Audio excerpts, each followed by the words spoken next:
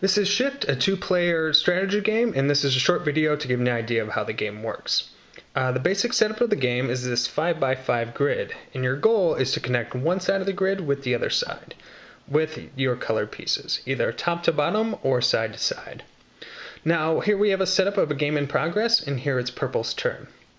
Now you can do two things on your turn. One thing is to place one of your pieces on the board, and the other thing is to rotate one of the two moving mechanisms that are part of the game. First, you have this center wheel, which can rotate to change the arrangement of the pieces on there. And then you also have these interlocking gears, which change the orientation of the rest of the board. Now, this forces you to really think spatially in a way that other games can't achieve. So here it's Purple's turn.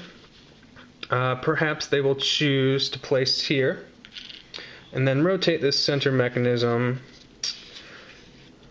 all the way around, recognizing that they can either get a couple pieces here to connect top to bottom, or perhaps one here and one here to connect side to side. Now it's Yellow's turn, perhaps trying to prevent Purple from getting their connection. We'll decide to place here, and sees an opportunity to rotate the gears like so. This giving them a side-to-side opportunity here, or perhaps in a couple moves being able to get the top-to-bottom connection.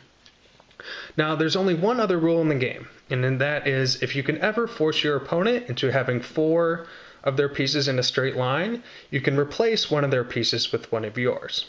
So Purple recognizes an opportunity here, where he can rotate the gears like so, and replace one of Yellow's pieces with one of his own.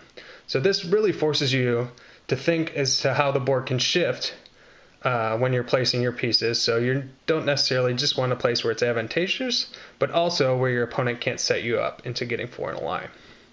So here, perhaps Purple will replace this piece with one of his. And now the game continues.